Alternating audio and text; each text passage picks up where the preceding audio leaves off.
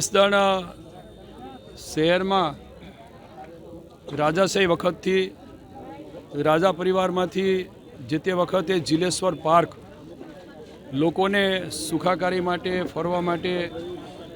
અને વૃદ્ધ હોય એમના માટેનું એક ફરવાનું અને બાળકોને રમવાનું એક સરસ મજાનું ગાર્ડન હતો. કાળક્રમે આ ગાર્ડનની અંદર ધીમે ધીમે જે સુવિધાઓ હતી એ ઘટતી ગઈ. નગરપાલિકા વિસ્તારની અંદર પણ આર્થિક ક્ષમતાને કારણે જે રીતે આ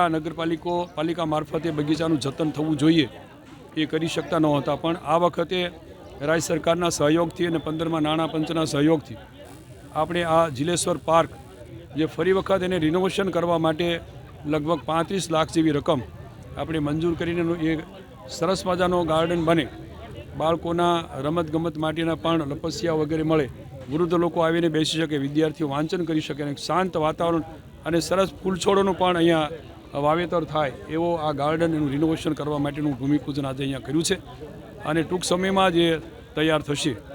એ જ રીતે ધારાસભ્યની ગ્રાન્ટમાંથી જૂના બસ સ્ટેન્ડે પણ એક નવું બસ સ્ટેન્ડ એનું પણ આજે 5 લાખના ખર્ચે આજે તૈયાર કરવા માટેનું એનું ભૂમિપૂજન કરવાના છીએ. અન્ય સાધુ સમાજની બીજા સમાજના જે કાંઈ નાની મોટી માંગણીઓ હતી એમાં 15મા નાણાં પંચ કે ધારાસભ્યની ગ્રાન્ટમાંથી કે સંસદ સભ્યની થોડી ગ્રાન્ટમાંથી પણ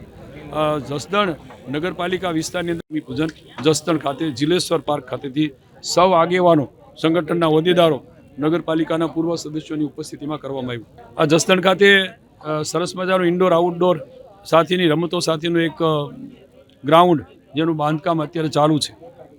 રાજ્ય સરકારના સહયોગથી આ રમતગમતનું મેદાન એક નમૂનેદાર બને